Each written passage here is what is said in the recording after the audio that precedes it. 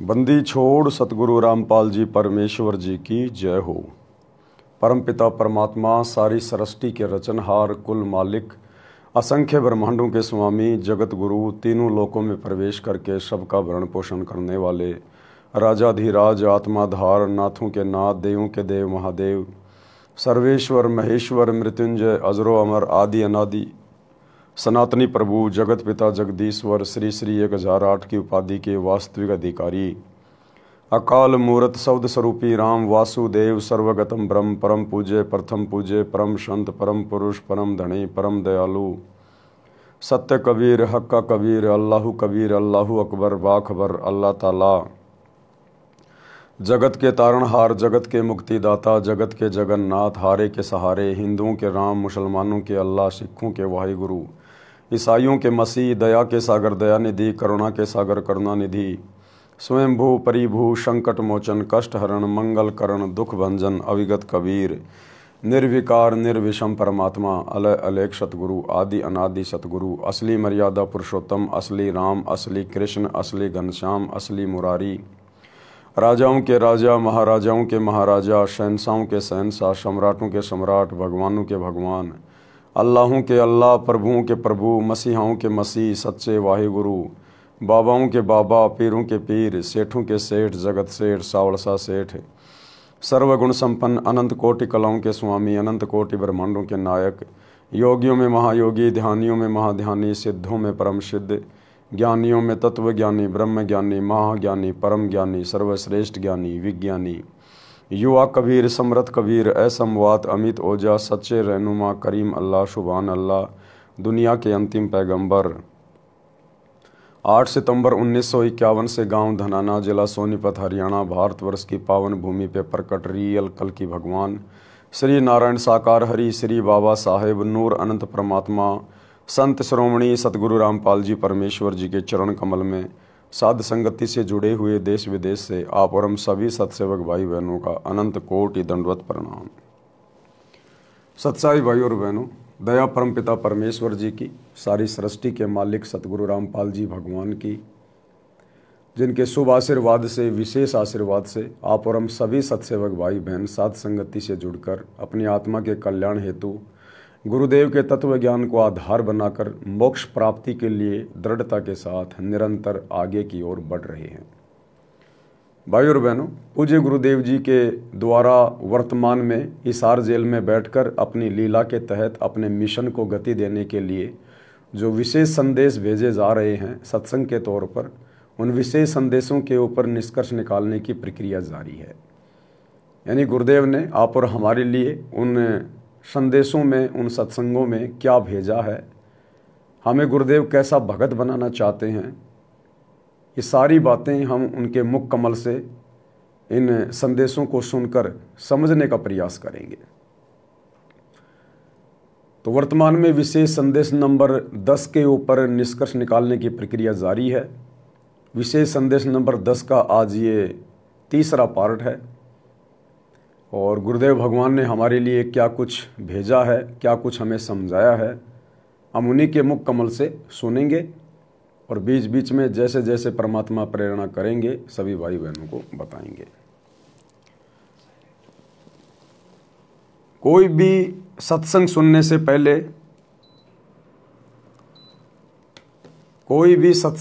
से पहले, हमने अपने गुरुदेव भगवान को दंडवत प्रणाम करना चाहिए। सत्संग नया या पुराना कोई नहीं होता है, परमात्मा का ज्ञान वही है। चारों युगों में परमात्मा हमें यही ज्ञान देते आए हैं। तो सत्संग चाहे गुरुदेव का सन 1994 का हो, चाहे 2014 का हो, चाहे वर्तमान 2025 का हो, सत्संग सब एक ही होते हैं। समर्थ के वचन कभी भी नए या पुराने नहीं होते हैं।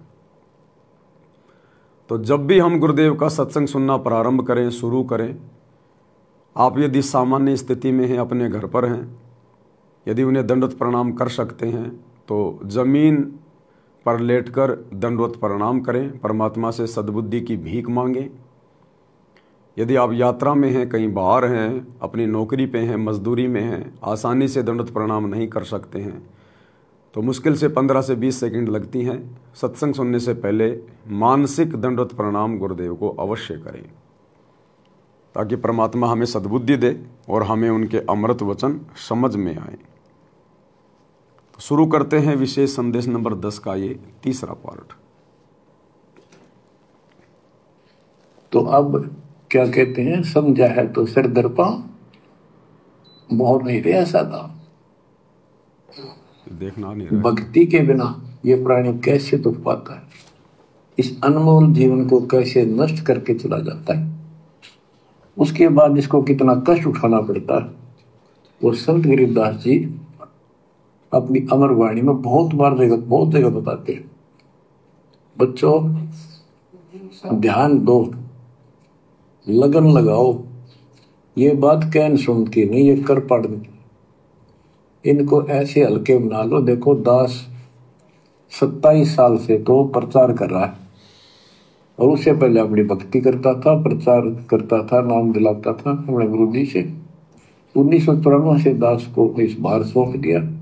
उसके बाद दास ने सिर पर पैर रख रखे आज तक।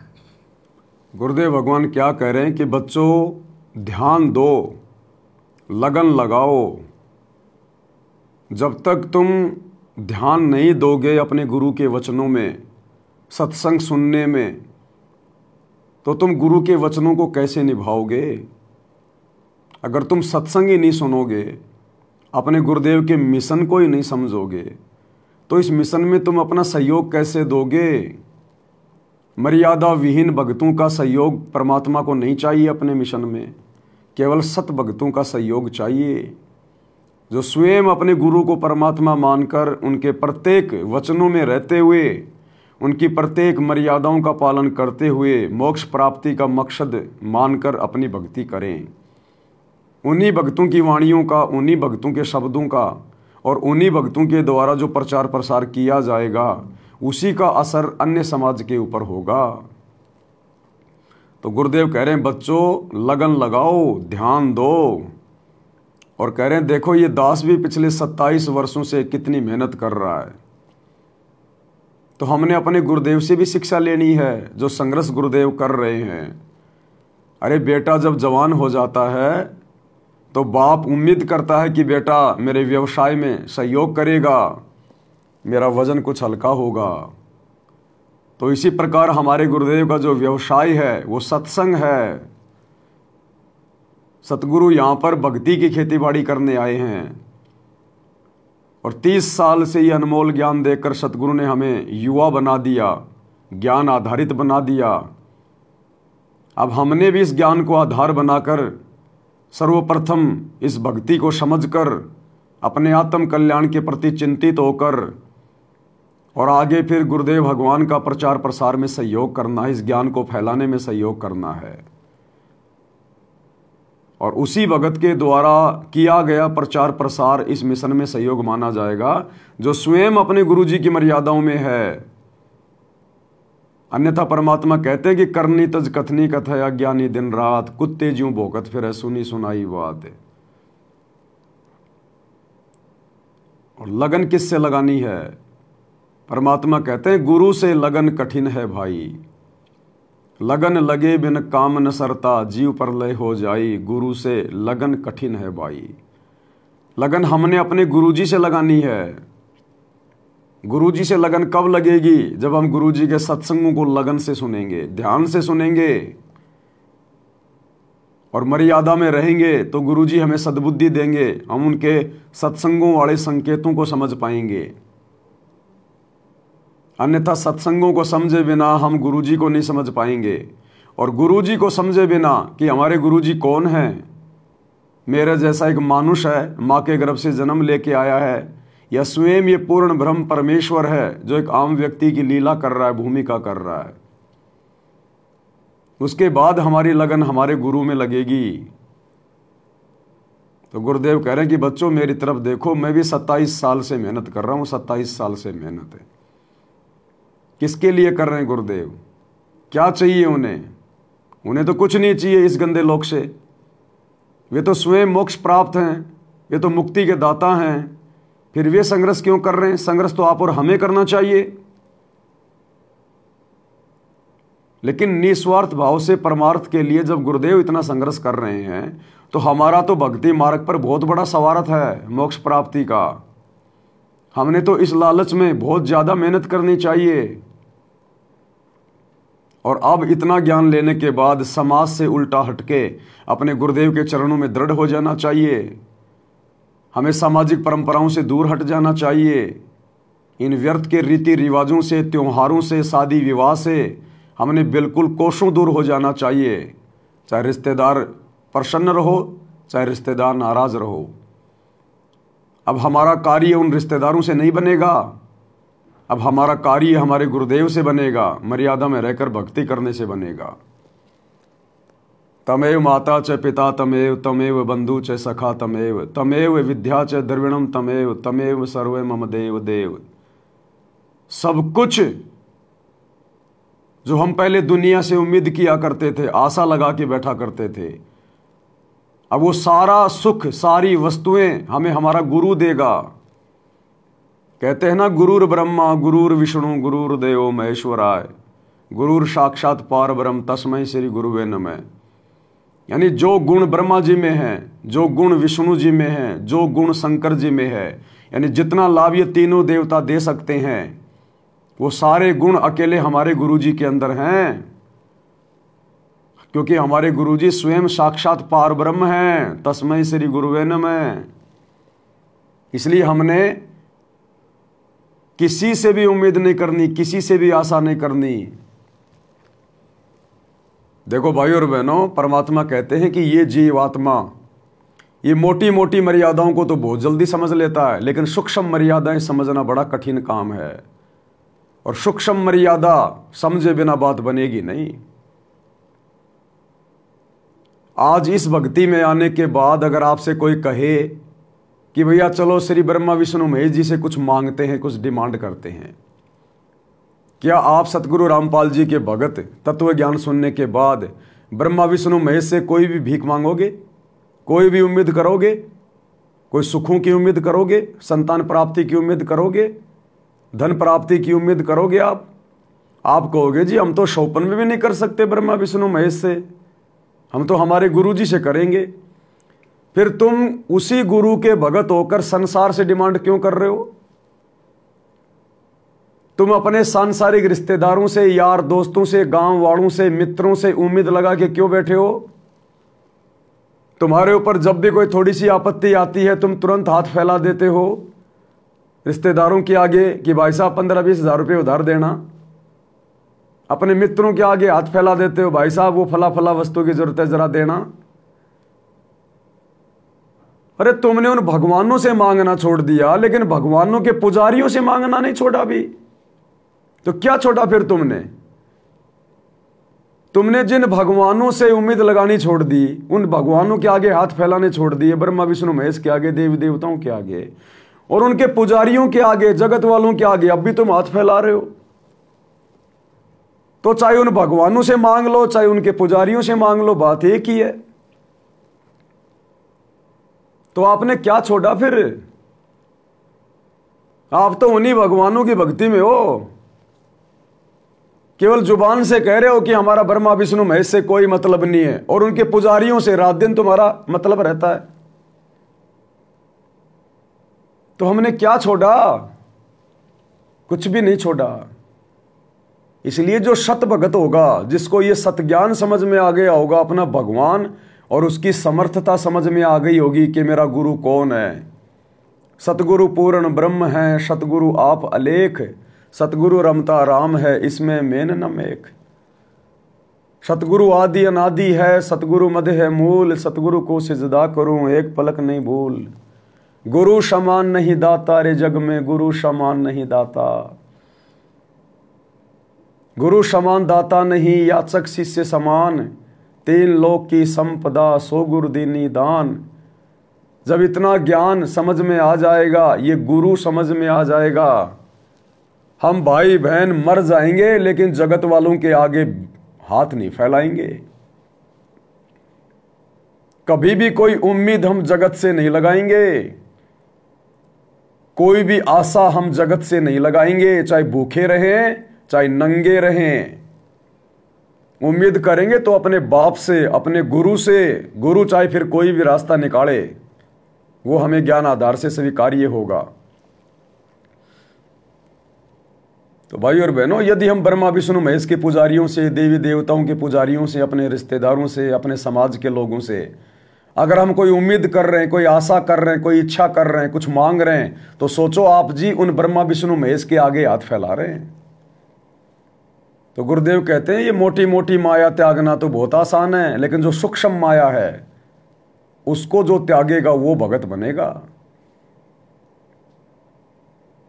दो चार भगत आपस में कहीं जा रहे हैं, सामने से कोई जवान लड़की आ रही है, उस समय तो उनमें से कोई भी भगत उस बहन की तरफ नहीं देखेगा, क्योंकि वहां आसपास में सभी भगत एक दूसरे को देख रहे हैं, डर है। लेकिन अकेले को कोई बहन बेटी मिल जाए तो कैसी कैसी नजरें दौड़ाते हैं, मन में क्या क्या ख्याल आने शुरू हो जाते हैं। उसको कहते हैं सूक्ष्म माया। वो मोटी माया तो हमने छोड़ दी, क्योंकि हम 4-5 भगत थे, आपस में देख रहे थे, उस समय तो हम भगत बन गए। और जिस समय हम अकेले थे उस समय पता चलता हमने माया को त्यागा है या नहीं त्यागा है, हमारे अंदर से विषय वासनाएं निकली हैं कि नहीं निकली हैं, हम कितने भगत बने हैं, तो उस समय पता चलता है। हम भगतों ने जब हम अकेले होते हैं उस समय हमने विशेष सावधानी की जरूरत पड़ती है, विशेष सावधानी की। अरे लोगों के बीच में बैठ के तो वैसे हमारा मन डर जाएगा, बकवाद करेगा ही नहीं, कि ज्यादा बकवाद करेगा, किसी के साथ कोई बदतमीजी करेगा, गाली गलौज करेगा, छेड़छाड़ करेगा, उल्टा सीधा बोलेगा, तो लोग अपने चप्पलों से, अपने जूतों से तेरी सेवा कर देंगे। तो उस समय तो ये मन वैसे ही चुपचाप हो जाता भीड़ भाड़ में। तो जब ये अकेला होता है तब बकवाद करता है। इसलिए हमने सबसे ज्यादा सावधान रहने की उस समय जरूरत है जब हम एकांत में होते हैं, अकेले में होते हैं, क्योंकि उस समय हमें लगता है कोई नहीं देख रहा, लेकिन हमारा गुरु, हमारा सतगुरु, हमारा भगवान पल पल देख रहा होता है, और वही हमारी परीक्षा होती है। तो आश्रम में जाते हैं, सत्संगों में जाते हैं, वहां तो हम 1 नंबर के भगत बन जाते हैं, क्योंकि वहां तो भगत लोग हमें देख रहे होते हैं। और जब हम ऑफिस में जाते हैं, काम धंधे पे जाते हैं, अकेले में होते हैं, तो हम कोई भी गड़बड़ कर देते हैं, क्योंकि हमारा भय नहीं होता हमें कि मुझे कोई नहीं देख रहा। तो जब हम एकांत में होते हैं, अकेले में होते हैं, वो हमारी सबसे बड़ी परीक्षा होती है, सबसे बड़ी। इसलिए तो गुरुदेव ने कहा कि पतिव्रता स्त्री वो होती है जो घर में रहे या बाहर रहे, उसका आचरण, उसका स्वभाव, उसका उठना बैठना बोलना एक जैसा हो, एक जैसा। पतिव्रता स्त्री यदि अपने पीहर चली जाए तो भी उसका अपने पति के प्रति वही समर्पण होना चाहिए, उसकी वही मर्यादा होनी चाहिए। ऐसा नहीं कि मैं अपने ससुराल में हूं तो मेरे पति का दबाव है, सास ससुर का दबाव है, और पीहर में चली गई तो अब कोई नहीं देख रहा, वहां जो मर्जी करे वो फिर पतिव्रता स्त्री नहीं कही जा सकती। पतिव्रता अपने घर में और बाहर, पीहर में या ससुराल में, सत्संग में या एकांत में, जो एक जैसा रहता है, उसकी लगन सदा अपने पिया में लगी रहती है, अपने गुरु में लगी रहती है, उसका ध्यान सदा सुमरण में लगा रहता है, भक्ति और भगवान से संबंधित चिंतन में लगा रहता है, बुराइयों की तरफ झांकता भी नहीं, देखता भी नहीं। मन में कोई कुविचार काल प्रेरणा से आ भी जाएं तो भगत को डर लगे, मन में एक भय पैदा हो जाए कि हे परमात्मा, ये विचार क्यों आ रहे हैं मेरे मन में, हमें अच्छे से ना लगे वो विचार, तब समझो हमारी लगन हमारे गुरुजी में धीरे धीरे लग रही है। तब सोचो कि हम भगत बनने की दिशा में आगे बढ़ रहे हैं, क्योंकि काल हमें सूक्ष्म मार से मारेगा, सूक्ष्म मार। ये आमने सामने की लड़ाई नहीं लड़ता ये काल। ये कलयुग की पिछली पीढ़ी में बहुत ज्यादा चालाक हो गया, चतुर हो गया। अब ये आमने सामने की लड़ाई नहीं लड़ेगा, अब ये सूक्ष्म लड़ाई लड़ेगा, सूक्ष्म तरीके से हमारे को फंसाने का प्रयास करेगा। और काल के सूक्ष्म चाल को वही समझ सकता है जिसके ऊपर गुरुदेव भगवान के सूक्ष्म ज्ञान को समझने की दया दृष्टि हो गई। और ये सूक्ष्म ज्ञान की दया दृष्टि परमात्मा उसी पे बख्शेंगे जो तीनों समय की आरती को गुरु को परमात्मा मानकर और अपने हाथ में भक्ति बोध पुस्तक लेकर उसका पाठ करेगा। और फिर जब वो पेज नंबर 30 को पढ़ेगा या 31 को पढ़ेगा। अथ सर्व लक्षणा ग्रंथ गरीब उत्तम कुल करतार दो द्वादश भूषण संग रूप द्रव्य दो दया करो ज्ञान भजन सत्संग शील संतोष विवेक दो दया अक्षमा तार भाव भक्ति वैराग्य दो नाम निरालम सार योग युक्ति स्वास्थ्य जगदीश दो सूक्ष्म ध्यान दयाल सूक्ष्म ध्यान दयाल। तब परमात्मा हमारे को सूक्ष्म ज्ञान और सूक्ष्म ध्यान देंगे, तब हम इस काल की सूक्ष्म चाल को समझने में सक्षम होंगे। मोबाइल में मेमोरी कार्ड डाल लिया, आरतियां भर ली, खा रहे हैं पी रहे हैं, लैट्रीन जा रहे हैं, बच्चों को स्कूल छोड़ने जा रहे हैं, खुद ऑफिस में जा रहा है आ रहा है, घर का काम धंधा कर रहे हैं, आरती भी लगा के छोड़ दी, कब आरती हो गई पता नहीं। इस प्रकार से भगवान नहीं देगा ये सूक्ष्म ज्ञान सूक्ष्म ध्यान, और ना परमात्मा विशेष परिस्थितियों में फिर हमारी रक्षा करेगा। एक समय एक भगत जी घर के हौद से पानी भर रहा था, तो पानी भरते समय जब वो नीचे झुका टंकी में से पानी लेते समय, उस समय उसकी जेब में मोबाइल था और सुबह का नित्य नियम चल रहा था, और जब वो नीचे हुआ तो वो मोबाइल उस पानी में गिर गया, टैंक में गिर गया। अब भगत ने जल्दबाजी करी, 5-7 मिनट लगे, उसने मोबाइल निकाल लिया, और जैसे मोबाइल निकला तो उसमें नित्य नियम चल रहा था। भगत ने दूसरे भक्तों को फोन करना शुरू कर दिया, अरे भगत जी चमत्कार हो गया चमत्कार हो गया। दूसरा भगत आ गया कि उसी समय, अरे भगत जी चमत्कार हो गया, बंदी छोड़ने चमत्कार कर दिया। क्या चमत्कार कर दिया भाई? अरे भगत जी मेरा मोबाइल टैंक में गिर गया था, 5 मिनट तक गिरा रहा, नित्य नियम चल रहा था, और जब मैंने निकाला तब भी नित्य नियम चल रहा था। तो भगत ने कहा इसमें चमत्कार की क्या बात है भाई? इसमें चमत्कार क्या हो गया? नित्य नियम कौन कर रहा था? बोले मोबाइल में चल रहा था, इसलिए भगवान ने मोबाइल को बचाया, क्योंकि नित्य नियम मोबाइल कर रहा था, इसलिए 5 मिनट पानी में रहने के बाद भी नित्य नियम बंद नहीं हुआ, उसकी श्वासें नहीं टूटी, मोबाइल खराब नहीं हुआ। अरे भगत जी तू 5 मिनट इस पानी के टैंकर में रह के दिखा दे डूब के, अगर तू बच जाएगा तो मान जाएंगे कि तू पक्का भगत है, तेरे ऊपर गुरुजी की दया है।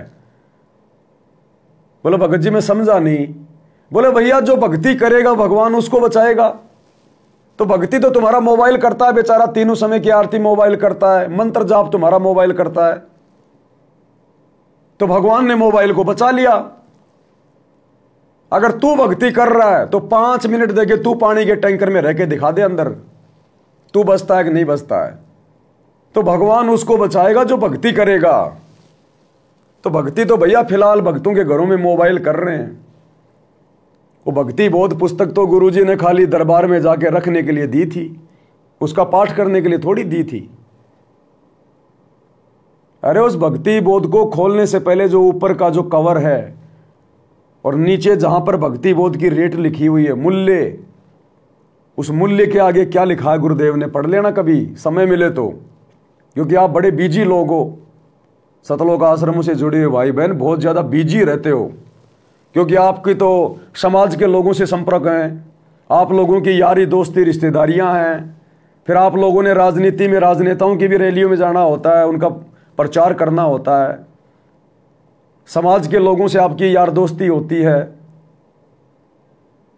कब आप लोग गुंडों की सीबीआई जांच करने चले जाओ, कब आप किसी के आरक्षण में चले जाओ, कब आप दुनिया की धर्मशाला बनवाने चले जाओ, आप लोगों के पास समय नहीं होता, इसलिए आप देख नहीं पाते कि नित्य नियम के मूल्य की जगह गुरुदेव ने क्या लिखा है। मूल्य के आगे लिखा है नित्य नियम पाठ, यानी नाम दीक्षा के बाद गुरुदेव ने हमें जो नित्य नियम की पुस्तिका दी वो किस लिए दी, उसके मूल्य की जगह लिखा है नित्य नियम पाठ, कि बच्चों ये पुस्तक मैं तुम्हें फ्री दे रहा हूं, इसका कोई चार्ज नहीं ले रहा। यदि तुम मेरे से उपदेश लेने के बाद प्रतिदिन इस पुस्तक को हाथ में लेके तीनों समय की आरतियों का पाठ करते रहोगे तो समझो आप अपने गुरुदेव के द्वारा दी गई मुफ्त में इस पुस्तक का मूल्य चुका रहे हो। जिस दिन आप इस पुस्तक को हाथ में लेकर विधि से पाठ नहीं करोगे, समझो उस दिन तुम अपने गुरु के द्वारा दी गई इस पुस्तक का मूल्य अदा नहीं कर रहे। तुम अपने साथ भी धोखा कर रहे हो और अपने गुरु के साथ भी धोखा कर रहे हो। अरे ठीक है, जो भगत भाई बहन बूढ़े हैं, अनपढ़ हैं, अंधे हैं, बीमार हैं, अरे उनके लिए गुरुदेव ने ये मोबाइल में आरती डाली है, क्योंकि वो भक्ति बोध नहीं पढ़ सकते, उनको पढ़ना लिखना नहीं आता, उनकी आंखें सही नहीं है, दिखाई नहीं देता, वो बेचारा बीमार है।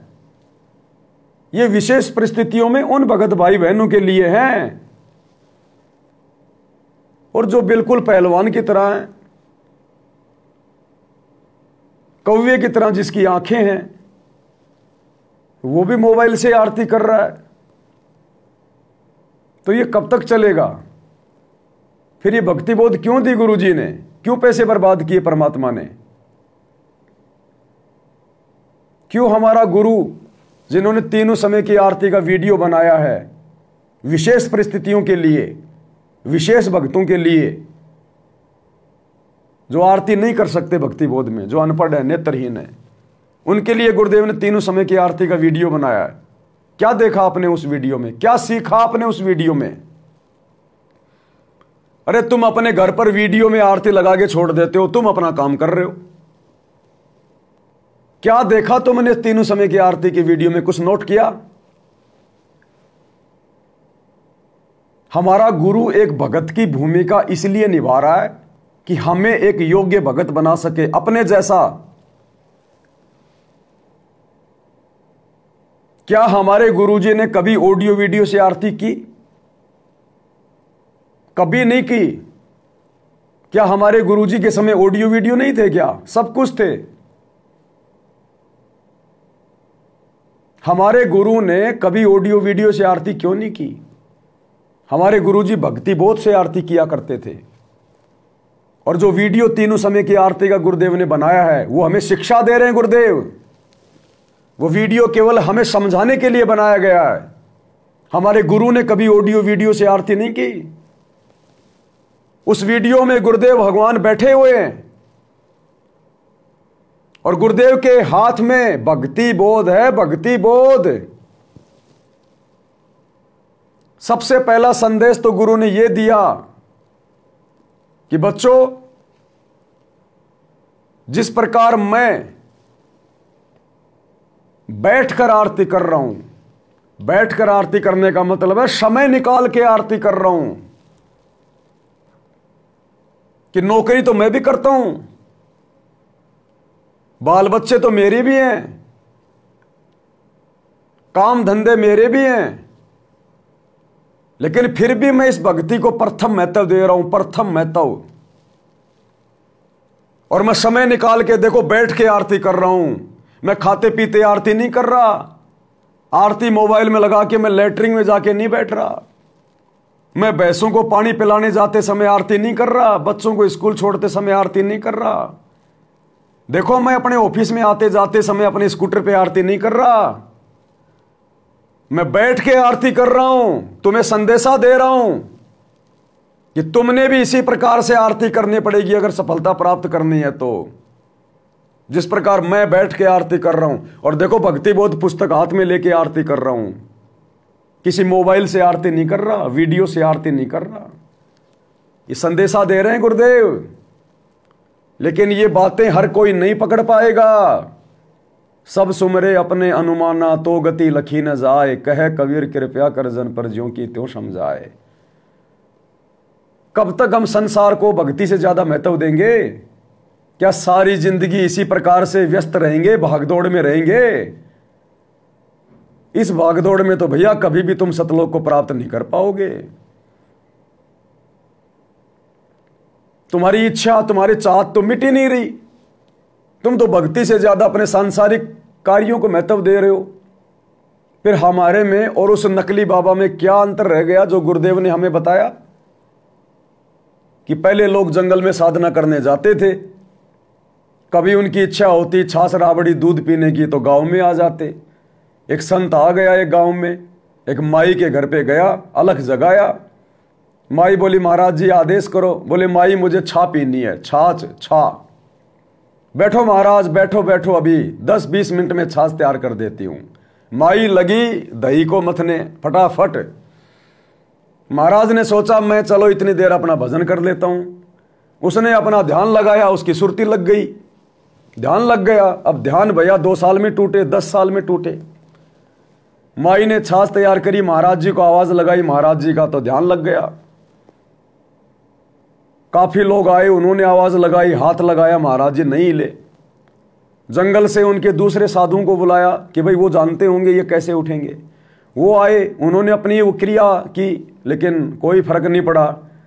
तो उन्होंने कहा भैया इसका ध्यान लग चुका है, अब इसकी आत्मा इसके शरीर में आएगी तभी कहीं जाकर इसका ध्यान टूटेगा, इसको डिस्टर्ब मत करो। गर्मी का समय था, उसके ऊपर एक कोई झोपड़ी वगैरह बांध दी गई। अब उसका ध्यान टूटा 40 साल बाद जाके। अब 40 साल में तो वो बुढ़िया भी मर गई, बुढ़िया का मकान भी खंडर हो गया। और 40 साल बाद वो जो झोपड़ी थी उसके ऊपर उसकी कोई लकड़ी टूट के और उस महाराज जी के खोपड़ी पे लगी। खोपड़ी पे लगी तब उसका ध्यान वापस आया, सुरती आई उसकी वापस। और आंख खोलते बोला ला माई छा, आंख खोलते बोला ला माई छाछ। अब गुरुजी कहते तेरी बुआ बैठी है वहां पे जो तेरे को छाछ पिलाएगी। अब तो परमात्मा कहते भगवान के ध्यान में बैठा था और मन में वही इच्छा मिटी ना चाह, और आंख खुलते ही बोला ला माई छा। तो इसी प्रकार हम गुरुजी की भक्ति भी कर रहे हैं, दुनिया भर में उनका प्रचार भी कर रहे हैं कि हमारे गुरुजी के समान कोई परमात्मा नहीं, कोई सतगुरु नहीं, कोई ज्ञान नहीं, इस भक्ति से मोक्ष मिलेगा। और हम खुद संसार में उलझे हुए हैं। हम इस भक्ति को दूसरे तीसरे नंबर पे रखते हैं, सांसारिक कार्यों को 1 नंबर पे रखते हैं। क्योंकि काम करते करते आरती करने का मतलब है आरती को यानी गुरुजी की भक्ति को दूसरे नंबर पे रखना, और जो काम कर रहे हैं उसको प्रथम महत्व देना। जबकि गुरुदेव ने सत्संग में क्या बताया कि बच्चों इस प्रकार से तो तुम्हारी भक्ति 7 जन्मों में भी सफल नहीं हो सकती। अगर तुमने भक्ति सफल करनी है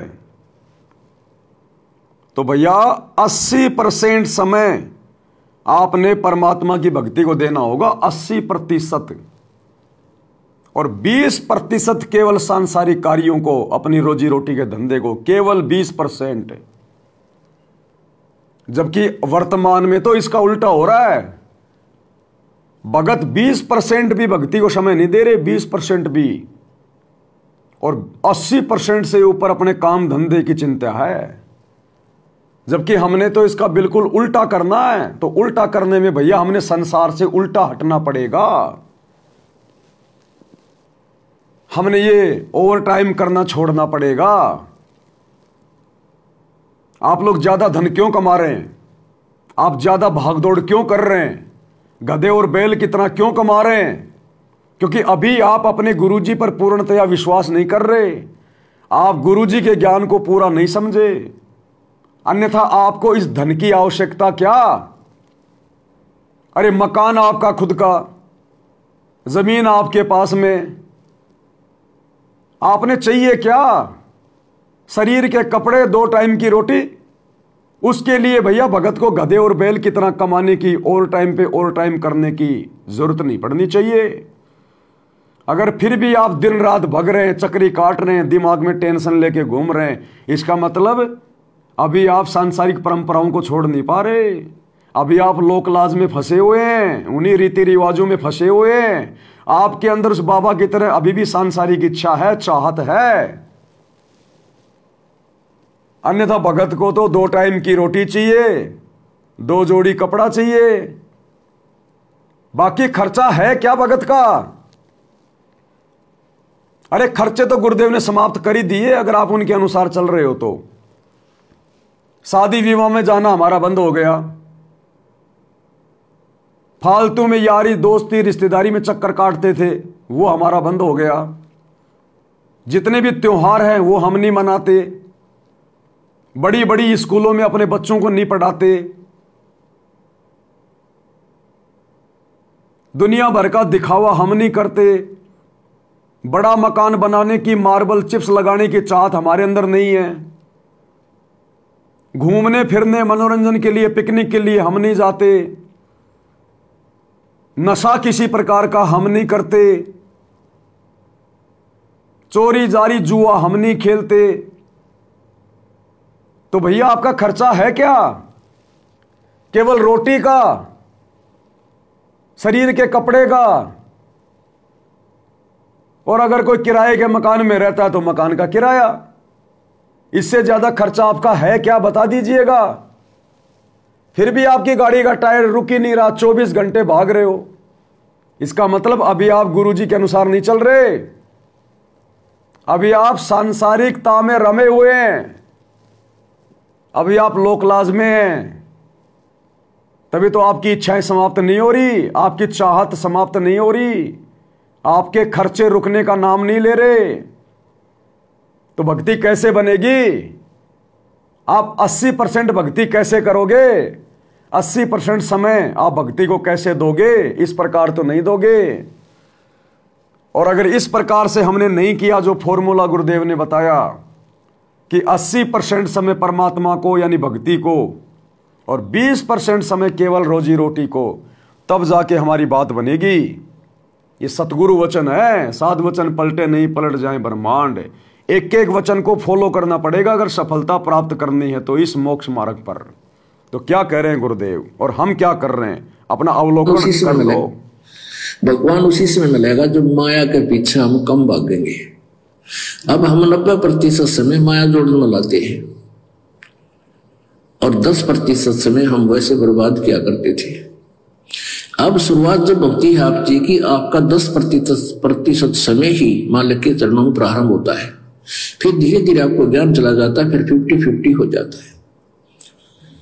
और कुछ दिनों में जो परमात्मा की कृपा होती चली जाएगी, आपको ज्ञान हो जाएगा, फिर तो 80-20 हो जाएगा। और 80-20 होने पर ही हम सतलोक जा सकेंगे, क्योंकि 20% तो यहाँ संसारिक कार्य मालिक ने अलाउड कर ही रखे हैं, इसमें करना ही पड़ेगा। इल्ले से रजक होता है, यानी परमात्मा की मदद फिर करता है कोई कारण बना के। तो गुरुदेव भगवान ने बिल्कुल क्लियर कर दिया, स्पष्ट कर दिया कि जब तक हम अपने 24 घंटे में 80% समय परमात्मा को नहीं देंगे, 80% समय भगवान की भक्ति में नहीं लगाएंगे, सेवा में नहीं लगाएंगे, सत्संग करने में, सुमरण में नहीं लगाएंगे, तो हम मोक्ष प्राप्त नहीं कर सकते। ये किसका वचन है? सतगुरु का। और ये वचन फैल नहीं हो सकता। साधु वचन पलटे नहीं, चाहे पलट जाए ब्रह्मांड। साधु बोले सहज स्वभाव, साधु का बोलिया मिथ्या न जाए। हमने इस स्थिति में आना पड़ेगा जिस स्थिति में साध संगति से जुड़े हुए भाई बहन आ चुके हैं। हम राजनेताओं की रैलियों में धक्के खा के अपना समय बर्बाद नहीं करते, वो समय हम भक्ति में लगाते हैं। हम गुंडों की सीबीआई जांच के समर्थन में उनकी रैलियों में, धरनों में जाके अपना समय बर्बाद नहीं करते, वो समय हम भक्ति में लगाते हैं।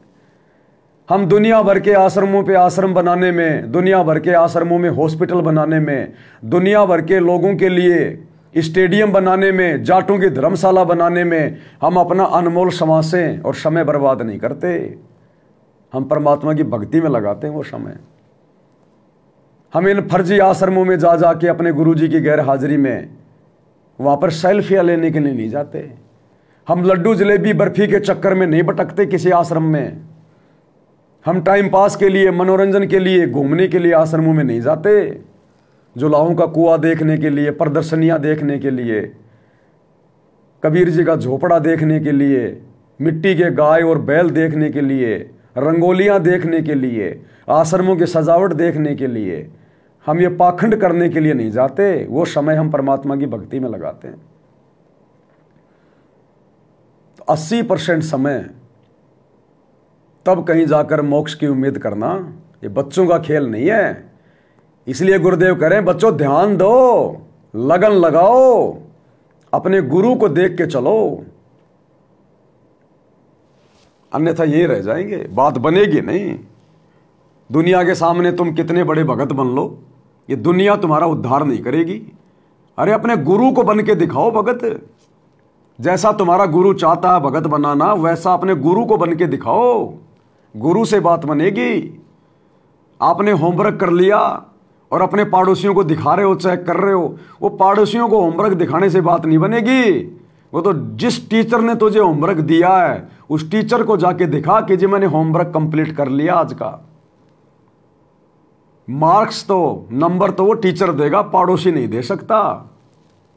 पड़ोसी अगर उस पर लिख देगा 10 में से 10 नंबर तो भी वो मान्य नहीं है, क्योंकि वो पड़ोसी अधिकारी नहीं है, वो भक्ति हमें पड़ोसी ने नहीं दी है। तो इसी प्रकार जब हमारा गुरु देख लेगा कि जैसे मैंने इसको सत्संग में आदेश दिया उस प्रकार से ये लगन लगाकर ध्यान देकर 80% समय भक्ति को दे रहा है, तब जाके बात बनेगी।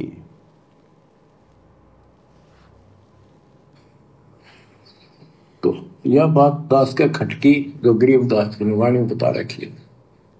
साहिब से चितला ले रे मन गर्भ घुमानी, ए मन अहंकारी तू परमात्मा में ध्यान लगा, परमात्मा की याद कर। कहते ना बिकमल में नीर जमाया, तेरा दिन ना महल बनाए, नीचे जठरा अग्नि जरा थी ओ दिन याद कराए।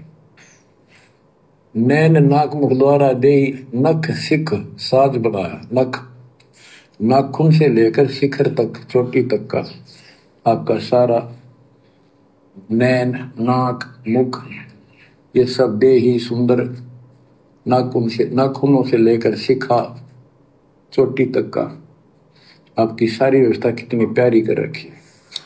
9-10 मास गर्भ में रखा, वहां तेरी करी सहाय, दांत नहीं जब दूध दिया था अमी महारस खाए, नीचे शीश चरण ऊपर को ओ दिन याद कराए। नीचे जठरा अग्नि जरा थी, तेरे लगी न ताती पाए, बाहर आया भरम बुलाया, बाजे तोर सुनाए, तू ही तय छोड़ दिया, चला अधम किस राय। के माँ के पेट में तुझे सब जानकारी थी और डर था और सब यादाश्त थी कि मनुष्य जीवन बार बार नहीं मिलता, और पूरे संत से दीक्षा लेकर अपना कल्याण कराऊंगा, कोई किसी का नहीं। बाहर जाकर भूल पड़ जाती है, कहीं याद रखूंगा, पूरा संत खोज करूंगा, पूरे गुरु से नाम लूंगा, बुराई नहीं करूंगा, काम करूंगा, लेकिन भगवान का ध्यान ज्यादा करूंगा। और अब क्या कर दिया?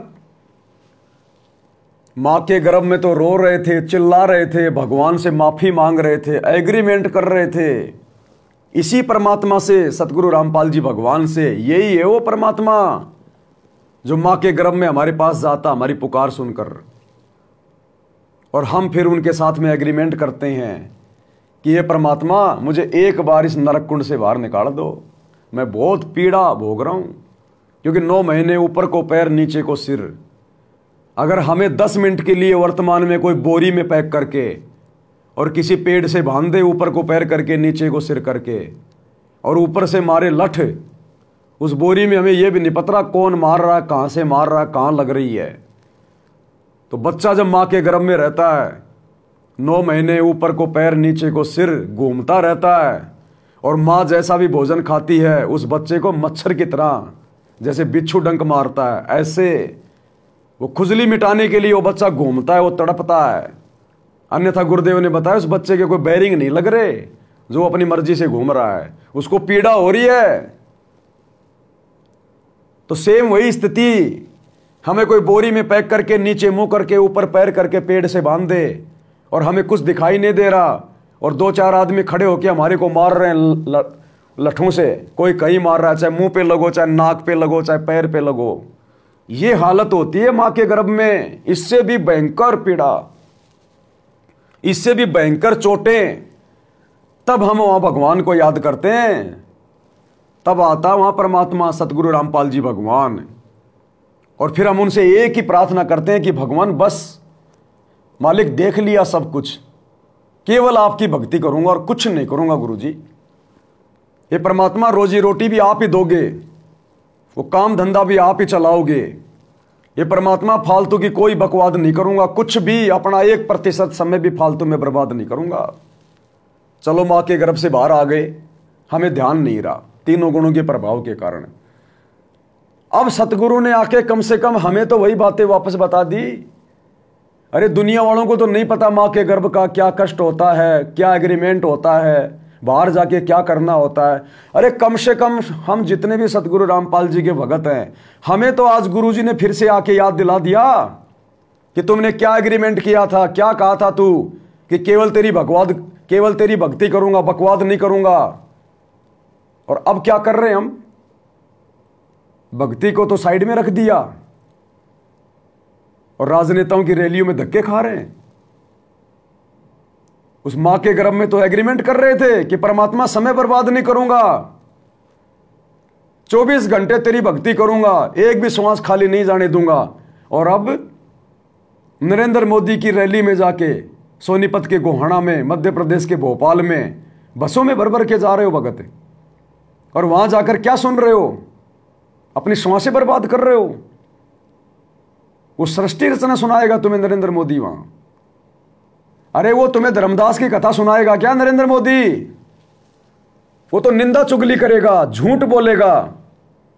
कांग्रेस ने ये कर दिया, राहुल गांधी ने ये कर दिया, फलाने ने ये कर दिया, मैं ये कर दूंगा।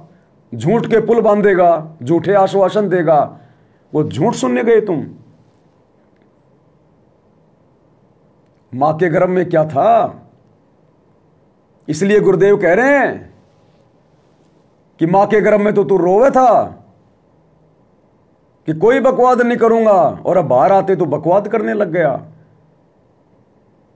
और वो भी भगत होकर, सारा ज्ञान लेकर। गुंडों की सीबीआई जांच में जाके बैठ रहा है। मां के गर्भ में तो रो रहा था, चिल्ला रहा था, और यहां अब मजे से गैंगस्टरों का समर्थन कर रहा है, गुंडों का समर्थन कर रहा है, उनकी रैलियों में जाके बैठ रहा है, 5-5 लाख रुपए दे रहा चंदे में उनको। अब की बार सुअर के गर्भ में पटकेगा परमात्मा, सुअर के गर्भ में। और फिर तू रोते रहना, चिल्लाते रहना। फिर सुअर के गर्भ में नहीं आता ये परमात्मा, ये केवल स्त्री के गर्भ में आता है प्रार्थना सुनने के लिए। ऐसे बकवादी भक्तों को फिर ये परमात्मा जो गधी के गर्भ में डालेगा, शूरी के गर्भ में डालेगा, कुतिया के गर्भ में डालेगा। और वहां तो रोना, फिर चिल्लाना, वहां फिर ये कुछ नहीं सुनेगा। फिर उस हाथी के जैसी बनेगी, जैसे कुंजर शीस हलंत है, अगला जन्म सूजंत, और इब कह हेले नर करे तो सेऊ पूरे संत। गुरुदेव कहते हैं एकमात्र हाथी 84 लाख योनियों में ऐसा जीव है जिसको अपना अगला जन्म दिखाई दे जाता है। और कई बार हाथी अकेला होता है, यूं सिर को धुमता रहता है, यूं वो शोक में नहीं धुमता। उस समय उसको अपना अगला जन्म दिखाई दे रहा है कि तू सूअर बनेगा, या तू भेड़िया बनेगा, या तू कुत्ता बनेगा, और कैसे कैसे तेरी दुर्गति होगी। फिर वो याद करता अपने उन पिछले दिनों को, जो असंख्य जन्म उसने बर्बाद कर दिए, जो उसको स्त्री या पुरुष के मिले थे। फिर परमात्मा कहते हैं जैसे हाथी सिर धुनत है, कुंजर यानी हाथी, जैसे कुंजर शीस धुनत है, अगला जन्म सूजंत, वो अगला जन्म दिखाई दे रहा है। और मालिक से प्रार्थना करता है इब कह हेले नर मिले, ये परमात्मा यदि फिर कभी मेरे को मनुष्य जन्म मिला तो सेऊं पूरे संत। तो भगवान कोई बकवाद नहीं करूंगा, ये परमात्मा उस पूरे गुरु के अनुसार भक्ति करूंगा, अपना एक श्वास भी व्यर्थ में बर्बाद नहीं करूंगा, अपना 1 सेकंड का समय भी बकवादों में नहीं बर्बाद करूंगा। और अब राजनेताओं की रैलियों में धक्के खा रहे हैं हम, दुनिया भर के स्टेडियम बना रहे हैं, दुनिया वालों का भी समय बर्बाद कर रहे हैं, बैडमिंटन के स्टेडियम बनवा रहे हैं। हॉस्पिटलें बनवा रहे हैं।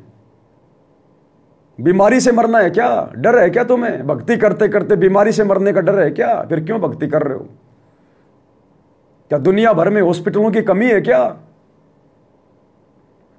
गुंडों की सीबीआई जांच, आरक्षण चाहिए तुम्हें यहां? मां के पेट में नहीं चाहिए तेरे को आरक्षण? अरे उस समय और ले लेता कि भगवान 9 महीने में क्या होता है, 2-4 साल तो रखो, मेरे को थोड़ा सा तो आरक्षण दो। अरे भगवान 2-4% आरक्षण दो, मेरे को तो आनंद आ रहा है मां के पेट में, काल के दूतों के मुकदर खाने में, ये पीड़ाएं सहन करने में। वो मां के पेट में मांगता तो आरक्षण 2-4-5% कि और रहने दो अभी मेरे को 2-4-5 साल।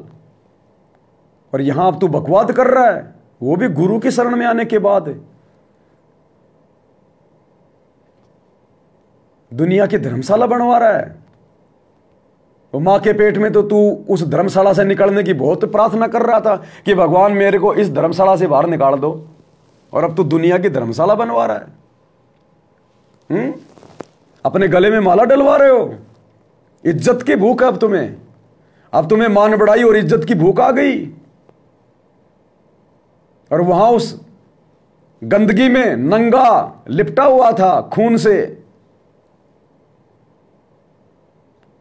अब पहन के सफेद कपड़े बन के गुरुजी के लड़के और गले में माला डलवा के तुम राजा बाबू बन रहे हो।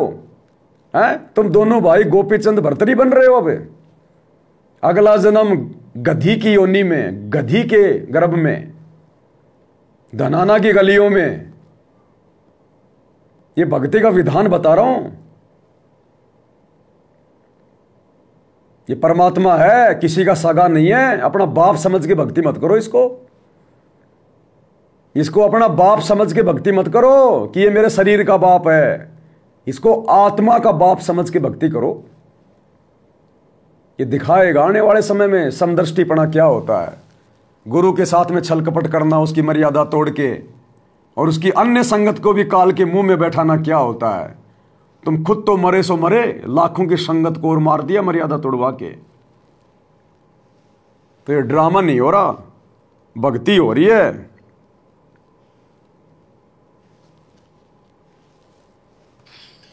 अब कहते हैं तू ही तो छोड़ दिया चला अधम किस राह। अब तूने भगवान की जो याद थी वह छोड़ दी है। भगवान हे परमात्मा, दुख मत याद करे था मां के पेट में, अब तू भूल गया। ए अधम, हे निकम्मी आत्मा, कौन से रास्ते चल पड़ा। दाई आई घुट्टी प्याई, माता गोद खिलाए, जो दिन आज सो काल नहीं रे, आगे है दरबार।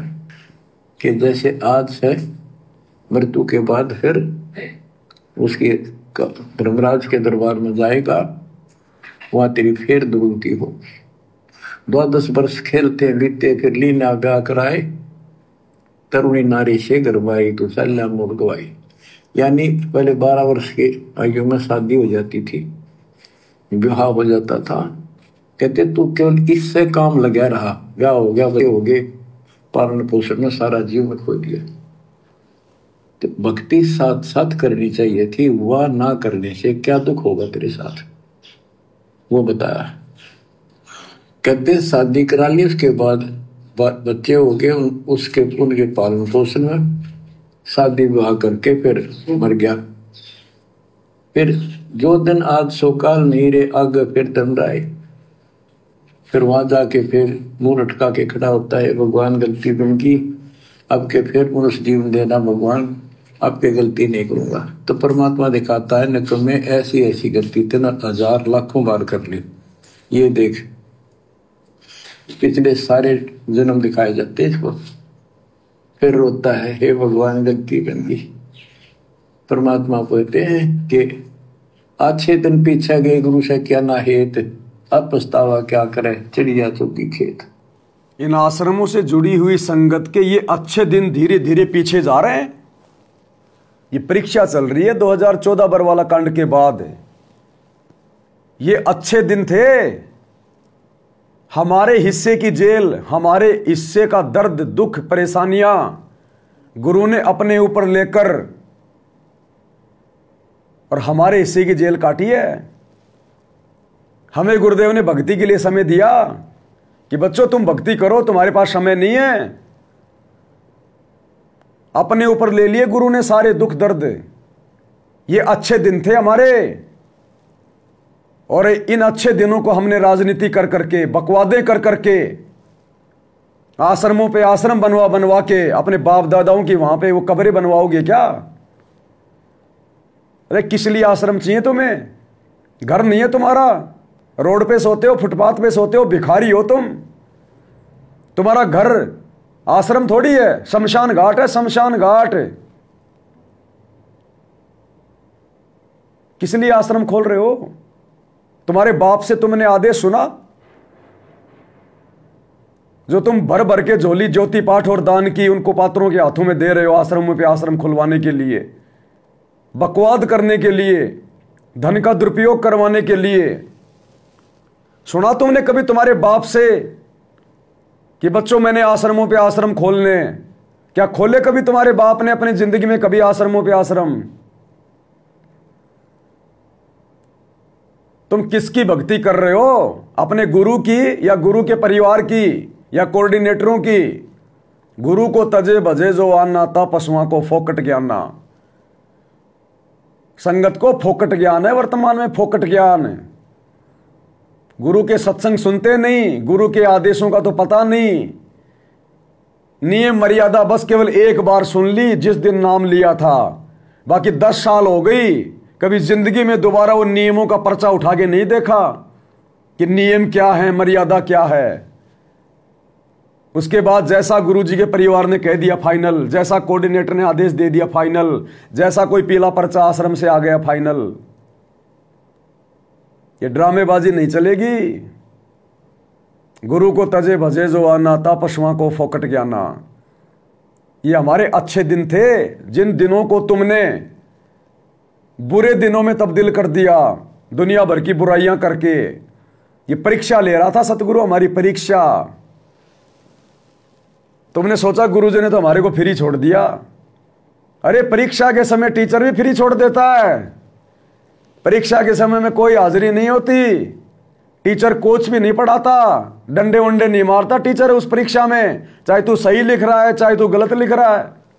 परीक्षा के समय टीचर नहीं धमकाएगा, डंडे नहीं मारेगा। तो 2014 बरवाला कांड के बाद गुरु ने हमारे को अपने से दूर करके हमें फ्री छोड़ दिया कि बेटा तेरी परीक्षा है, अब देखूंगा तूने मेरे ज्ञान को कितना आधार बनाया। और हमने सोचा हमारे को तो गुरुजी ने फ्री कर दिया, अब गुरुजी है ही नहीं, हमें डर किस बात का, और लग गए मन मर्जी करने। ये जितनी भी बकवादें गुरु के परिवार ने और इन कोऑर्डिनेटरों ने संगत से करवाई है, खुद करी है। क्या तुम्हारे गुरु ने कभी भी 1994 से 2014 तक की?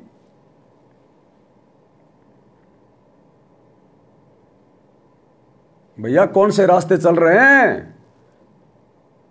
तू ही तो छोड़ दी, अब चलिया अधम किस राह। आछे दिन पाछे गए, गुरु से किया ना हेत, अब पछताए क्या हो जब चिड़िया चुग गई खेत।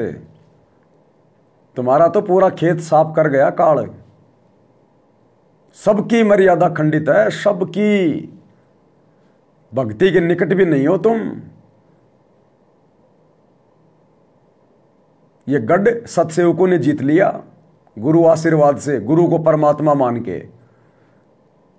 और मानो भगवान उस कागज के टुकड़े को, दाढ़ी मूछ वाले कबीर को, और मानो, बढ़ाओ उसको अपना महबूब, बढ़ाओ उसको अपना बाप, और उसकी फोटो गले में लटका के घूमते रहो। दरबार में रखो दाढ़ी मूछ वाले को।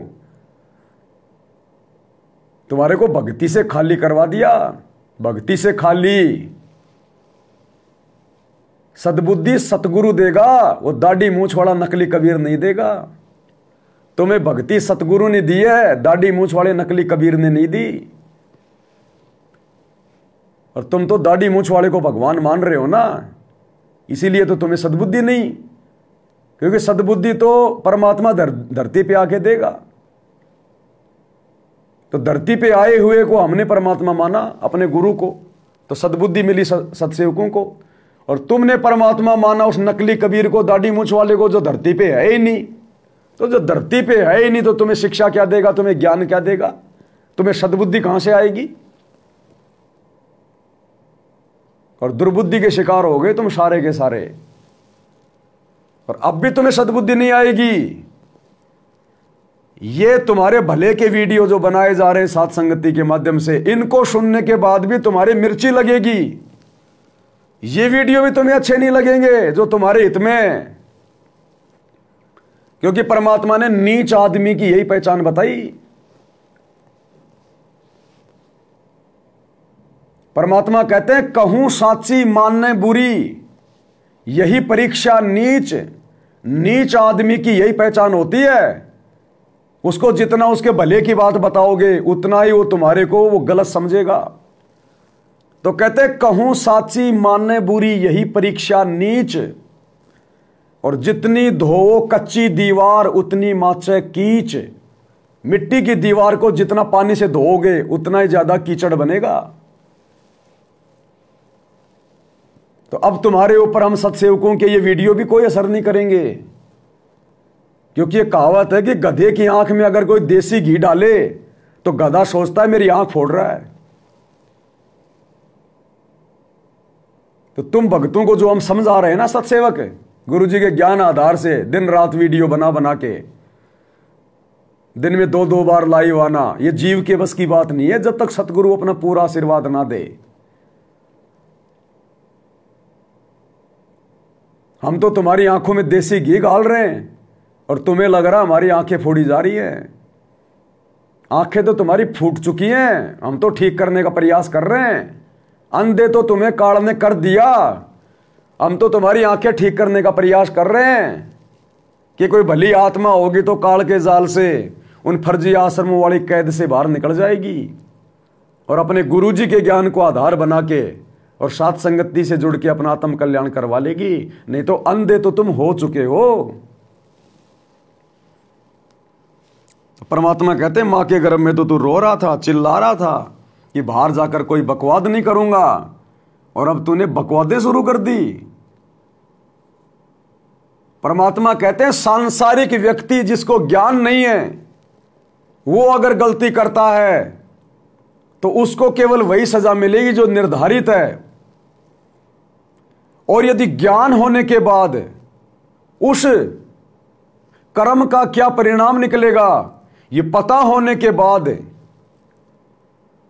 यानी सतगुरु की शरण में आने के बाद यदि आप वही गलती करते हो तो सांसारिक व्यक्ति से 8 गुना ज्यादा दंड के भागी बनते हैं हम परमात्मा के दरबार में। इसलिए गुरु जी ने कहा कि जान बूझ सांची तजय करे झूठ से ने, उसकी संगत तो हे प्रभु शौपन में भी ना दे। वो तो गया गुजरा इंसान है भगत होके भी। 6 महीने का बच्चा मां की गोद में पेशाब कर दे, टट्टी कर दे, मां मारती नहीं है, उल्टा प्यार करती है, उसको साफ करेगी। और 3 साल का बच्चा जिसको पता है कि लैट्रिन कहां करनी चाहिए, वो यदि मां की गोद में लैट्रिन कर दे सबसे पहले थप्पड़ खाएगा।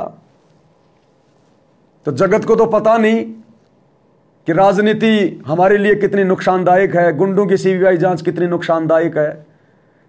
हम यदि अपना पैसा फालतू में लोगों की धर्मशाला बनवाने में, लोगों के आरक्षणों में, गुंडों की सीबीआई जांच में, स्टेडियम बनाने में बर्बाद करेंगे तो हमारे पैसे का क्या होगा। उनको तो पता नहीं। तुम्हें तो गुरु ने सब कुछ बता दिया 30 साल से कि सुपात्र कौन है, कुपात्र कौन है। गुरु बिन माला फेरते, गुरु बिन देते दान, गुरु बिन दोनों निष्फल है चाहे पूछो वेद पुराण। गुरु बिन दान पुण्य जो करही मिथ्या होए कबू न फली। अरे तुम्हें तो सब कुछ बता था,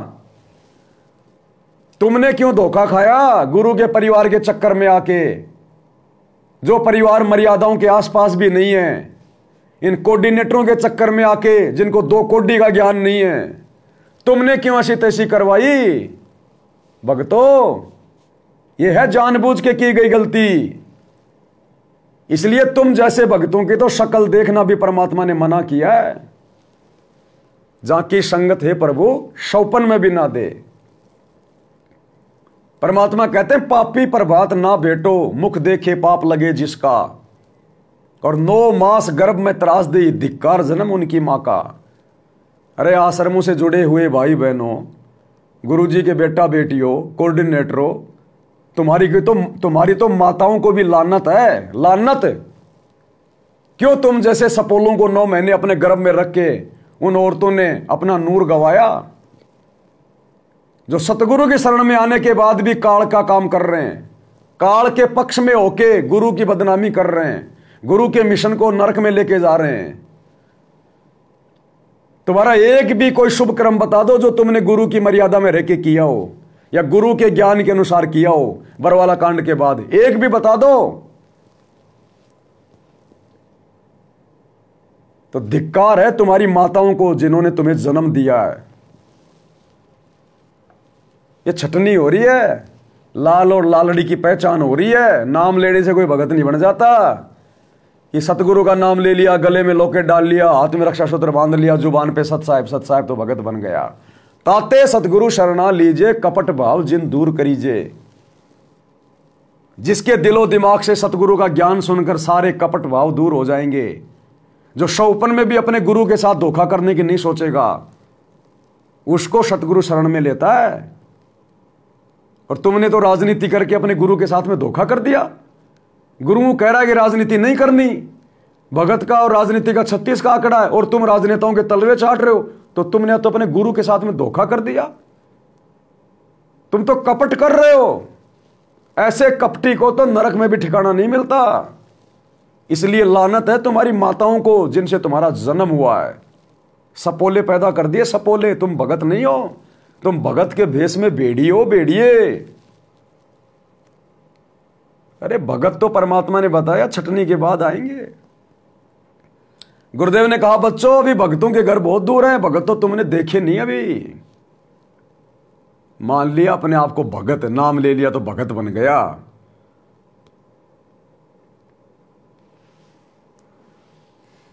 क्या कह रहे हैं परमात्मा?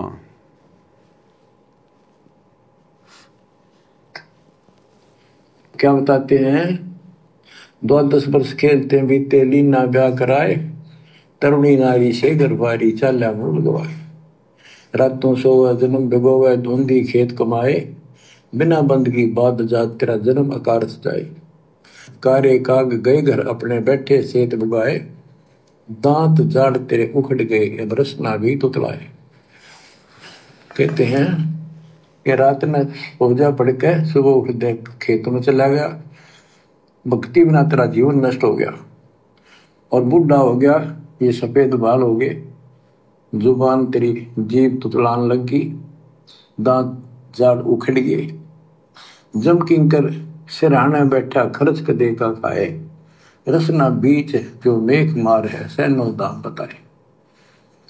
अब अंत में जब कति निर्भाग आदमी जो होता है उसकी जुबान बंद हो जाती है, और सबसे पहले जुबान बंद करते हैं यम के दूत के, कहीं ये राम ना बोल दे या बता ना देगी यम के दूत खड़े हैं। और फिर उसके गिन गिन कर सांस पूरे करते हैं, क्योंकि सांसों से जीवन बना हुआ है। फिर कहते हैं ऐसे सुन बहु तेरे जगत में दरिया डका रह जाए, कुल के लोग जंगलों में लेकर फिर दिन रात को गुजराए। अब वही लोग जिन कुल के लोग उठा के ले जाएंगे और शमशान घाट पर जाकर फूकेंगे, शरीर जहां से जलेगा नहीं उसका फोड़ फोड़ कर फूकेंगे उसको, छाती को। फिर पीछे तू पशुआ की जय गद्दा बैल बनाए, 4 पैर जंगल में डोले तो नहीं उधर बनाए। अब तो ये बातें कहने की नहीं, ये कोई सामान्य बातें नहीं, कति प्रमाणित बातें हैं, 100 की 100 सत्य होती है ऐसे। तो कितना दुख होगा मनुष्य जीवन में। हम देखो भूख लगती है, खाना खा लेते हैं, प्यास लगती है, पानी समय पर पी लेते हैं, कोई तकलीफ शरीर में होती है डॉक्टर से इलाज करा देते हैं, जब चाहे लड्डू गुलाब जलेबी जैसा होता है हलवा खीर बना के खा लेते हैं। एक भक्ति ना करने से कैसी दुर्गति होती है इस प्राणी से। फिर पीछे तू पशुआ की जय गद्दा बैल बनाए, 4 पैर जंगल में डोला तेरा तो नहीं पेट भरा। यानी खेत में ले जाते हैं, बैल को हल में जोता जाता है, आसपास उसका चारा होता है, भूख लग जाती है, खाने में दिल करे पर कौन खाने दे। सिर पर सिंह दिए मन बोरे, दूब से मक्खर उड़ाए, कंध जुआ जोते कुआ, पुंदों का पुस्ताए। कहते हैं तेरे को एक सिर पे सींग दे दिए, एक पूछड़ लगा दी दूब, अब उससे मच्छर उड़ा चाहे हवा कर ले। ये आजकल देखो पंखे, कूलर, एसी, क्या बात कही। लेकिन ये बच्चों का खेल नहीं है कि फिर भी तुम्हें ऐसे मिल जाएंगे। ये तो अब मेहनत, अब मजदूरी करोगे, भगवान की सेवा करोगे, सुमन करोगे, दान करोगे, मनुष्य जीवन प्राप्त हुआ तो फिर मिलेंगे। और बगैर भक्ति और गलत भक्ति करने वाले को मनुष्य जीवन भी मिलता है। हमने तो पीछा छुटवाना, सतलोक चलेंगे। फिर भी क्या बताते हैं कि सिर पर सींग दिए मन बोरे, दूम तो मच्छर उड़ाए। एक पुच्छड़ हो गया आपके, दो उसने पंखा बना लिए और चाहे कूलर मान लिए, और कई कर्महीन पशुओं के वह पुच्छड़ भी कट जाती है, 1.5 फुट का डंडा हिलाता रहता है। कई कर्महीन पशुओं की वो पूंछ भी कट जाती है जिससे वो मक्खियां उड़ाया करता था। ऐसी दुर्गति होती है फिर 84 लाख योनियों में। किनकी?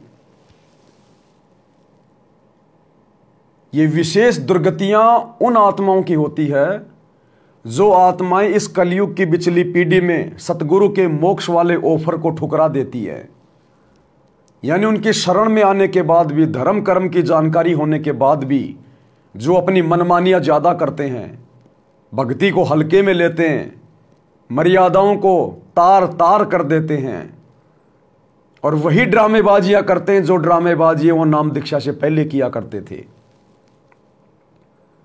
फिर उन निकम्मी आत्माओं की अगले जन्मों में इस प्रकार की दुर्गतियां होती है पशु योनियों में। वो कुत्ते वही होते हैं जिनके सर में कीड़े पड़े होते हैं, खुजली लगी होती है, पूरे शरीर के बाल उड़ जाते हैं, टांग टूटी हुई है, कमर टूटी हुई है, रगड़ रगड़ के चल रहा है। वो कुत्ते वही होते हैं, वो गधे वही होते हैं जिनकी कमर पे घाव होता है, कौआ मांस नोच नोच के खा रहा है। जो कलयुग की बिचली पीढ़ी में अपने गुरु को हल्के में लेते हैं, गुरु को परमात्मा मान के भक्ति नहीं करते, डर के भक्ति नहीं करते और बकवादे नहीं छोड़ते। परमात्मा कहते हैं गुरु गलत यूं होत हैं नानक जेहा पंथ। गुरुदेव कह रहे कि नानक जी ने कितना अच्छा पंथ चलाया था, लेकिन आगे चलकर उनके फॉलोवर ने उस पंथ को मिट्टी में मिला दिया, दूषित कर दिया। नानक जी ने कितना अच्छा पंथ चलाया था, लेकिन उनके भक्तों ने, उनके फॉलोवर ने आगे चल के चंद स्वार्थों के लिए, दान धर्म के लालच में, पैसे के लालच में, मान बढ़ाई के लालच में उस पंथ में सभी को शामिल कर लिया, ऐरे गहरे को, गधे घोड़े को। नानक जी हर किसी को दीक्षा नहीं देते थे, पहले उसकी जांच करते थे, उसको मान मर्यादा समझाई जाती थी कि भाई अगर इन तमाम बुराइयों से दूर हटके भक्ति करे तो मेरे से उपदेश ले। मुझे चेले बनाने की, भीड़ जमा करने की भूख नहीं है, मुझे तुम्हारे दान धर्म से, दक्षिणा से कोई लालच नहीं है। अगर तू इस ज्ञान को समझकर वास्तव में अपनी आत्मा का कल्याण करवाना चाहता है तो मेरे से उपदेश ले। यहां भीड़ इकट्ठी नहीं करनी, मैंने मुगलों के साथ में कोई लड़ाई नहीं लड़नी, मैंने कोई फौज तैयार नहीं करनी, खेत में तुम्हारे को मजदूर बना के काम नहीं करवाना। तो कहते हैं नानक जिन्होंने इतना अच्छा पंथ चलाया और बाद में उनके फॉलोवर ने मिट्टी में मिला दिया उनके पंथ को। गुरु गलत यूं होत हैं नानक जेहा पंथ, कि श्री नानक जी के पंथ में जाके देख लो आज क्या हाल हो रखा उस पंथ का। वही स्थिति वर्तमान में काल सतगुरु रामपाल जी के फॉलोवर से, सतगुरु रामपाल जी के परिवार वालों से, इन कोऑर्डिनेटरों से गलतियां करवाने जा रहा है, और गलतियां ये लोग कर चुके हैं। हालांकि ये तो समर्थ है, कलयुग की बिचली पीढ़ी है, ठीक का समय, धरती पे पूर्ण परमात्मा स्वयं प्रकट है, इसलिए काल की दाढ़ नहीं गल पाएगी। लेकिन कोशिश काल ने पूरी की पूरी की, उसकी पार नहीं बसारी वो बात अलग है, लेकिन कोशिश उसने वही कर दी जो अन्य पंथों में गंदगी फैलाने की। आज गुरुदेव के जेल जाने के बाद उनके परिवार ने चंद पैसों के लालच में, ज्योति पाठ और दान के लालच में, अपनी मान बढ़ाई के लिए इस पंथ में गधों को और घोड़ों को, सबको जोड़ दिया। कोई मर्यादा निभाए ना निभाए कोई दिक्कत नहीं, बस आश्रम में आते रहो, अपनी कमाई का पैसा हमें देते रहो ज्योति पाठ के रूप में। आज इन्होंने गधों को और घोड़ों को एक ही खूंटे से बांध दिया। दुर्गति करके रख दी उनके पंथ की, दुर्गति। और एक नहीं, आपको सैकड़ों उदाहरण दे सकता हूं, सैकड़ों, बहुत सारे एग्जाम्पल हैं। एक लड़का दिखाता हूं आपको मैं, आप सब जानते होंगे इसको, इसकी शक्ल दिखा देता हूं एक बार मैं आपको। नग्गड़ आदमी, नग्गड़, इसकी शक्ल दिखा देता हूं आपको थोड़ी सी, एक बार पहचान जाएंगे आप इसको।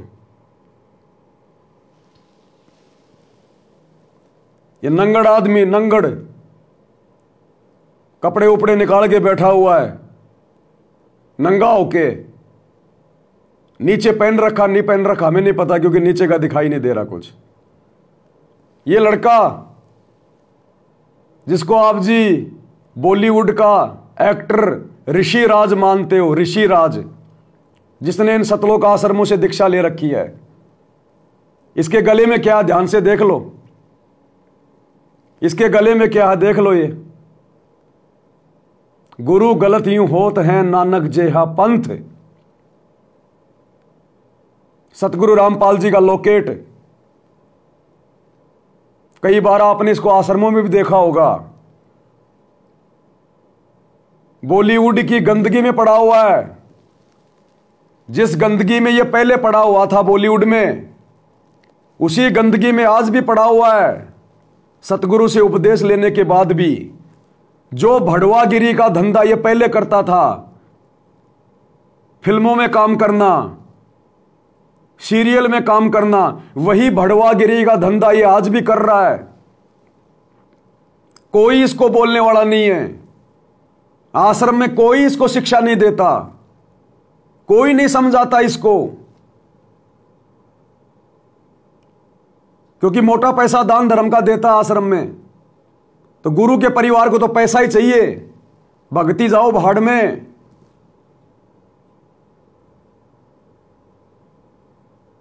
गधा आओ चाहे घोड़ा आओ, कोई मतलब नहीं है। आगे चलकर यही गंदगी सतगुरु रामपाल जी के बदनामी का कारण बनती है। अरे ये क्या शिक्षा दे रहा है लोगों को सतगुरु से उपदेश लेने के बाद? क्या प्रेरणा दे सकता है ये समाज को? भड़वागिरी के अलावा कोई प्रेरणा नहीं दे सकता। इसके हाथों से बांटी गई पुस्तक किसके ऊपर असर करेगी? इसके मुंह से सुनाया गया सत्संग किसके ऊपर असर करेगा, जो खुद अपने गुरु की एक भी बात को अपने जीवन में लागू नहीं कर रहा?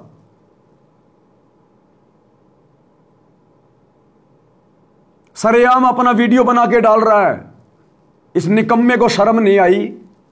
कम से कम ये भड़वागिरी का धंधा करने से पहले अपने गुरु का लोकेट तो गले से निकाल देता।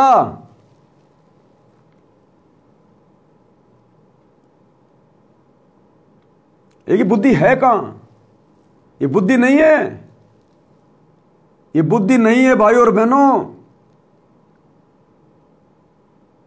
आज भी सतलोक आश्रमों से जुड़े हुए भाई बहन 99% जो सार शब्द प्राप्त हैं, जिनको शतनाम मिल गया, जिनको सारनाम मिल गया,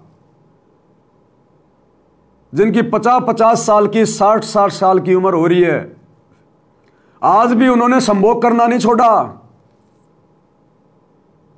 स्त्री मिलन नहीं छोड़ा। खोपड़ी में जिनके सफेद बाल आ रहे हैं, वो भी रात्रि में अपनी औरत के साथ में लिपट के सोते हैं। शर्म नहीं आती उनको? उनके बच्चे उनके बराबर की उम्र के हो रहे हैं, उनके बच्चों की शादियां हो गई, लेकिन वो खुद अभी भी संभोग क्रिया में लगे हुए हैं और कहते हैं हम सारनामी हैं, हमें सार शब्द मिल गया, सतनाम मिल गया।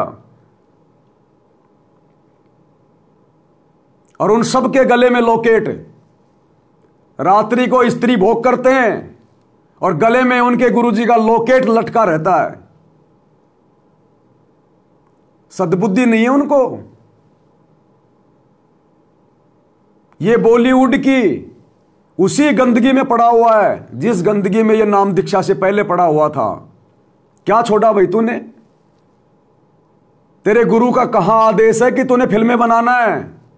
अरे तेरा गुरु तो अपने भक्तों को आदेश देता कि हमने फिल्में नहीं देखनी, ये फिल्मी गाने नहीं सुनने, ये फालतू के शंकर महादेव पार्वती के रामायण महाभारत के नाटक सीरियल नहीं देखने। ये तो खुद फिल्मों में काम करता है, ये तो खुद महादेव बन के सीरियल बनाता है। और इनको बहुत बड़े भगत की उपाधि दी जाती है। जब ऐसे लोग आश्रम में आते हैं तो मच्छर की तरह बाकी भगत इनको देखने के लिए इकट्ठे हो जाते हैं। यह है भड़वागिरी। गुरु गलत यूं होत है नानक जेहा पंथ। जिस प्रकार नानक जी के बाद में नानक जी के पंथ में गंदगी फैला दी उनके फॉलोवर ने, उसी प्रकार सतगुरु रामपाल जी के 2014 में जेल जाने के बाद उनके परिवार ने, इन कोऑर्डिनेटरों ने गंदगी फैला दी। ये कौन से एंगल से भगत है ये? इसको इतनी भी तमीज नहीं है कि मैं जो वीडियो भेज रहा हूं संगत में मेरे भगत भाई बहन देखेंगे, उन पे क्या असर पड़ेगा, वो मेरे बारे में क्या सोचेंगे। लेकिन वो कुछ नहीं सोचेंगे क्योंकि वो खुद इनके जैसे ही हैं। इस वीडियो को देख के तो वही सोचेगा जो भड़वागिरी से बाहर है। बाकी तो सभी भड़वागिरी में है। कोई राजनेताओं की रैलियों में जा रहा है वो भड़वागिरी है, और क्या है। गुंडों की सीबीआई जांच में जा रहा है वो भड़वागिरी, आरक्षण में जाके बैठ रहा है भड़वागिरी, समाज से यारी निभा रहा है भड़वागिरी कर रहा है। तो भड़वे को भड़वे में भड़वा नजर नहीं आता। ये तो जिसकी आंखें सतगुरु ने खोल दी ज्ञान से उसको नजर आएगा। तो ये बॉलीवुड की उस गटर वाली गंदगी में काम करने वाला ये ऋषिराज नाम का लड़का हीरो, अरे हीरो तो तेरा बाप है सतगुरु रामपाल जी। असल में अगर धरती पे कोई हीरो है वर्तमान में तो सतगुरु रामपाल जी है, उनसे बड़ा कोई एक्टर नहीं। और जो फिल्म वो बना रहे हैं सन 1994 से, उससे बड़ी कोई फिल्म नहीं। जो फिल्म हजारों साल तक चलेगी। तेरे बॉलीवुड की फिल्में तो कोई 15 दिन चलती है हॉल में, कोई 20 दिन चलती हैं। अरे इसकी फिल्म, इसके सत्संग हजारों साल चलेंगे। तेरे इन्हीं सिनेमा घरों में चलेंगे, दुनिया वरना कुछ नहीं देखेगी। और इन्होंने अब भी वही हीरोपंथी नहीं छोड़ी। क्या सीखेगा इससे समाज? इसको जितने भी भगत फॉलो कर रहे हैं क्या सीखेंगे? और इसके इस वीडियो पे आप जाके देखना, जितने भी भक्तों ने जो कमेंट्स किए हैं, एक भी माई का लाल ऐसा नहीं है जो इसको समझाए अरे वाह भगत जी, क्या बॉडी है भगत जी, अरे वाह भगत जी, आप फिल्मों में काम करते हो भगत जी, वाह बहुत अच्छा, वेरी नाइस। ये कमेंट्स हैं भक्तों के, क्योंकि बुद्धि ऑफ है, सोच ही नहीं सकते वो। अब ये कोई महादेव बनने की तैयारी कर रहा है, ये शंकर बन के ये श्री शंकर जी का रोल करता है और छोटी मोटी कोई फिल्में भी कर लेता है। एक फिल्म में तो मैंने देखा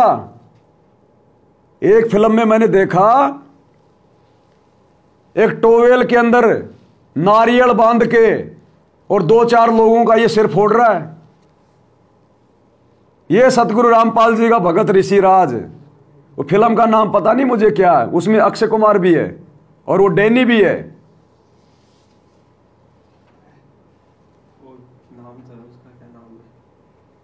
पता नहीं क्या नाम है, क्या लेना देना अपने को। ऐसे बड़ुओं की फिल्मों का नाम भी लेना बेकार है। इन बड़ुओं की फिल्मों का तो नाम लेना भी बेकार है, नहीं तो कोई देखेगा बेचारा, उसका समय बर्बाद होगा। तो उसके अंदर वो टोवेल में नारियल बांध के और ये लोगों के सिर फोड़ रहा है। इनको नकली काम करने बहुत अच्छे लगते हैं। इन्होंने यही सीखा है इन आश्रमों में, मिट्टी के नकली बैल, नकली काम। इनका भगवान नकली दाढ़ी मूछ वाला, तो ये असली काम कहां से करेंगे? तो नकली एक्टिंग कर रहा है ये, नकली फिल्में बना रहा है। इसकी फिल्में क्या देंगे समाज को? ये भगत होके फिल्में बना रहा है, क्या शिक्षा देगा समाज को? ये इसकी फिल्में क्या शिक्षा देंगी समाज को? गंदगी कभी किसी को पवित्र कर सकती है क्या? तो ये कोई मेकअप रूप में बैठा, मेकअप रूप में। अब कई कह देंगे भगत जी तो एक्टिंग करता है, इसका धंधा है। तो धंधा तो भैया दारू का ठेका चला रहा है, उसका भी धंधा है। तो क्या नाम लेने के बाद वो भी दारू बेचे? धंधा तो भैया किसी का मांस काटने का भी था, तो क्या नाम दीक्षा लेने के बाद में मांस काटते रहे? कौन से दिन छोड़ोगे फिर ये धंधे? अरे जिस बॉलीवुड की गंदगी ने समाज को सबसे ज्यादा बिगाड़ा, तुम्हारे गुरु के भक्ति मार्ग में सबसे ज्यादा गंदगी किसने फैलाई? तो इन फिल्मों ने, इन धारावाहिक ने, इन सीरियल ने। तुम्हारा गुरु तो इन नकली ब्रह्मा विष्णु महेश की, शंकर भगवान की असलियत को सबके सामने लाना चाहता है। और ये शंकर भगवान का रोल करके, महादेव का रोल करके, ये दुनिया के दिलो दिमाग में इन नकली भगवानों की महिमा को जमा रहा है। अरे डूब के मर जाना चाहिए इसको। अगर इसको कोई 20 करोड़ रुपए दे तो भी इसने ये रोल नहीं करना चाहिए शंकर जी का। अरे अब तू भगत बन गया, तेरे को परमात्मा ने भगत का रोल दे दिया, अभी भी तू काल के बेटे का रोल कर रहा है। तो ये मेकअप रूम में बैठा है, और वो जो मेकअप करने वाला इसका मेकअप कर रहा है, इसके झूठे बाल लगा रहा है, नकली बाल लगाएगा, इसके थोबड़े को पता नहीं लाल काला पीला करेगा, पाउडर पाउडर क्रीम करम क्या लगाते हो मेकअप में, नकली इसको वो कपड़े पहनाएगा और महादेव बना के खड़ा कर देगा। और गले में लटका रखी है सतगुरु रामपाल जी की फोटो, दुनिया को संदेशा दे रहा है कि सतगुरु रामपाल जी की भक्ति में ये फिल्में देखना कुछ मना नहीं है। वो तो सतगुरु रामपाल जी ने फालतू में ऐसे बोल दिया, देखो मैं तो उनका भगत हूं, मैं तो फिल्में में काम करता हूं, मैं तो फिल्में बनाता हूं। क्या ये किसी को कहेगा कि फिल्में मत देखना? क्या ये बंदा किसी को कह सकता है जो खुद फिल्में बनाता है कि भैया फिल्में मत देखो, फिल्में मत देखो? तो ये काहे का भगत है? ये गुरु कह रहा है फिल्में नहीं देखनी और ये फिल्म बना रहा है, तो ये कैसे दुनिया को कहेगा कि फिल्में नहीं देखनी? ऐसे गधे आश्रमों में लाके बांध दिए गए, पता ही नहीं चल रहा गधा कौन है, घोड़ा कौन है। और इनको परम भगत समझे जा रहे हैं। इनको देख के भगत बड़े प्रभावित होते हैं, ओ हो ऋषिराज भगत आ गया, ऋषिराज भगत आ गया। नाम तो ऋषिराज यानी परम भगत, ऋषियों में सर्वश्रेष्ठ, और काम गधे से भी गया बीता, कुत्ते से भी गया बीता काम। बॉलीवुड तो बढ़ुओं की मंडली है, बढ़ुओं की मंडली, जिन्होंने तुम्हारे गुरु के भक्ति मार्ग में सबसे ज्यादा बाधा पैदा कर रखी है। तो देख लो एक बार इसको, 2-2.5 मिनट का वीडियो है, कहां जाएगा ये श्रृंगार करा के। साइड में लगाऊं क्या? उसके अंदर लगाऊं क्या वीडियो साइड में? ना वैसे देख लेंगे, क्या इसकी शक्ल दिखा के क्या करना है? ऐसों की तो शक्ल देखना भी पाप है, ये तो मेरी मजबूरी है, मैं दिखा रहा हूं। परमात्मा कहते हैं जानबूझ सांची तजय करे झूठ से ने, ये जानबूझ के तो बकवाद कर रहा है। और ऐसे लोगों की तो संगति प्रभु सपन में भी ना दे। इन्हीं के लिए कहा परमात्मा ने, पापी प्रभात ना भेटो मुख देखे पाप लगे जिसका, 9 मास गर्भ में तराश दे धिक्कार जन्म इसकी मां का।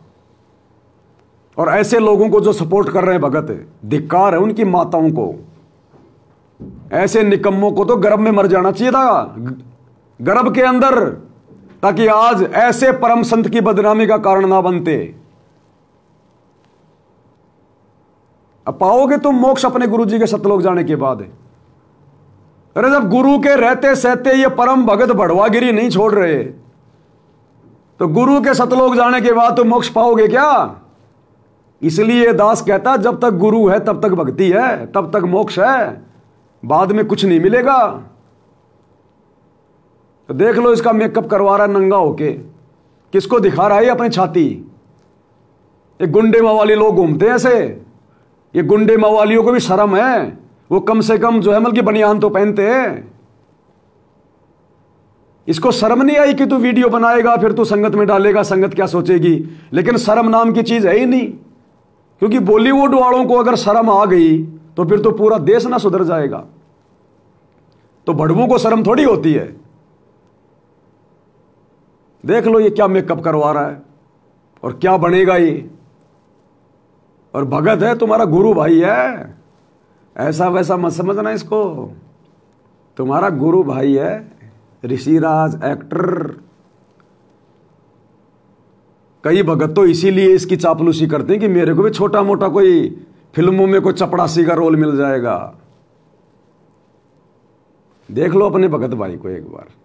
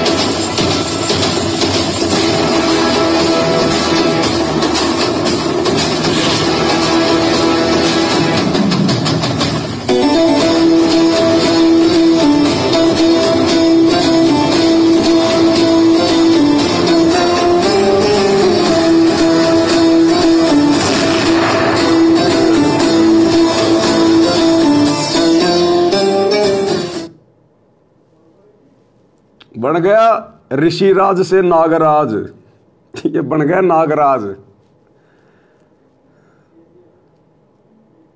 ये है सतलोक आश्रमों से जुड़े हुए हमारे भगत। गुरु गलत यूं होत हैं नानक जेहा पंथ। ये बड़वागिरी गुरु के रहते सहते नहीं छूट पा रही, गुरु के सतलोक जाने के बाद कैसे छूटेगी? ये हिजड़े नहीं होते, ये जब मार्केट में पैसा मांगने के लिए निकलते हैं तालियां पीट पीट के, उससे पहले मेकअप करते हैं पूरा ऋषिराज की तरह।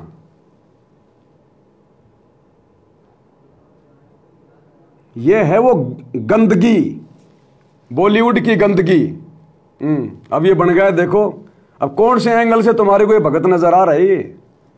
दुनिया भर का नकली आभूषण, दुनिया भर की नकली पोशाक, नकली बाल, नकली मेकअप, क्या ये? अरे इस वीडियो को जब हमारी सतलोक आश्रमों से जुड़ी हुई माता बहनें देखेंगी तो वो कैसे छोड़ेंगी ब्यूटी पार्लर में जाना, आईब्रो बनवाना, मेकअप करना, सोने चांदी पहनना। वो कहेंगे अभी तो हमारे भगत भाई नहीं छोड़ रहे। जब हमारा गुरु भाई बड़वागिरी नहीं छोड़ रहा तो हम बड़वागिरी क्यों छोड़ें? हम भी तो उसी गुरु की चेली हैं। भक्ति विधान ये कहता है कि ऐसे भड़ुओं को, इसने तो नाम ले रखा है, अगर नाम नहीं ले रखा है तो भी ऐसे भड़ुओं को सतगुरु के उस पवित्र स्थान पर आश्रम में पैर टेकने की जगह भी नहीं देनी चाहिए, पैर टेकने की जगह भी। यह सतगुरु का विधान कहता है। और ये भगत होके बड़वागिरी कर रहे हैं, बॉलीवुड की उस गंदगी में रमे हुए हैं, ये दुनिया भर का पाखंड कर रहे हैं। क्या शिक्षा देगा ये समाज को? अन्य लोगों को जब पता चलेगा कि ये सतगुरु रामपाल जी का भगत है, वो कैसे मर्यादा निभाएंगे? कैसे उनमें संघर्ष करने की वो प्रेरणा जागृत होगी? इसलिए तो बेड़ा गर्क हो रखा है, बेड़ा गर्क, 90% संगत का बेड़ा गर्क। इसलिए दास कहता है ये जितने भी आश्रम हैं ये काल की कैद है, काल की कैद है। और एक भी भगत मर्यादा में नहीं है, एक भी भगत। जबकि आश्रम संचालकों को चाहिए कि ऐसे निकम्मों को आश्रम में एंट्री भी नहीं होनी चाहिए, जबकि इनका तो स्वागत किया जाता है, स्वागत। तो ये आश्रम है क्या? ये तुम्हारे गुरु ने खुलवाए हैं क्या? ये है मनमाना आचरण।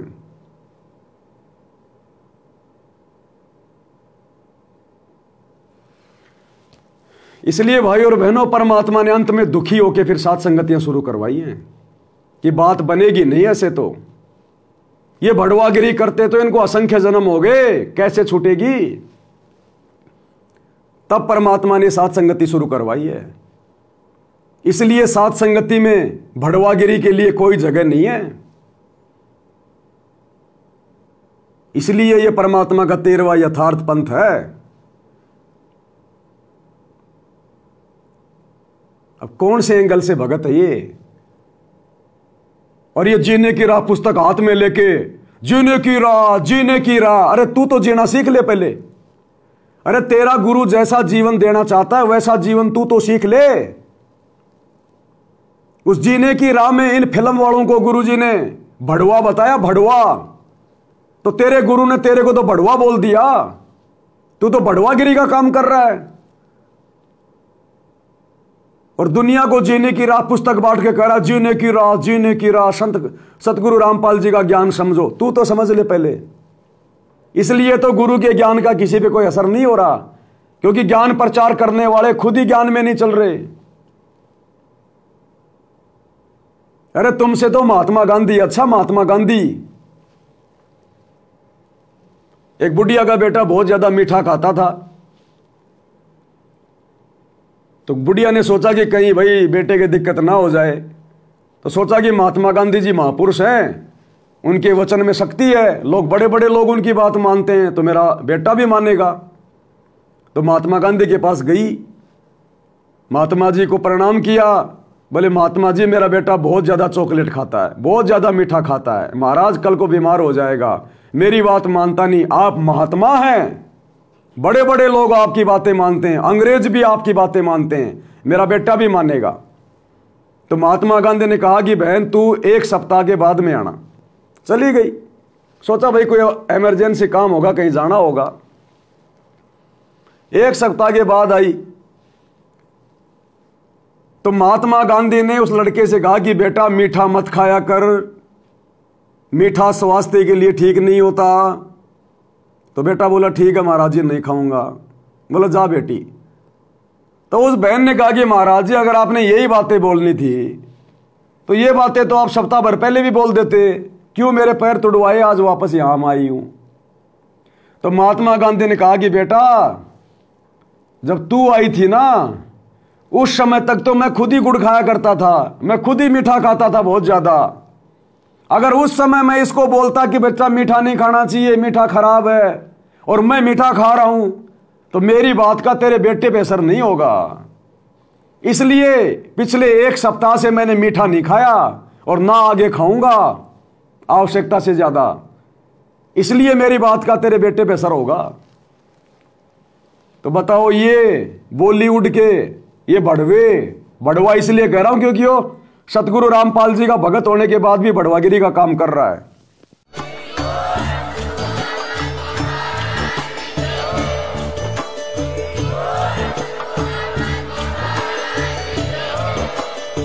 भाई जो गुरु बचन पे डट गे, कट गे फंद 84 के, कट गे फंद 84 के, कट गे फंद 84 के।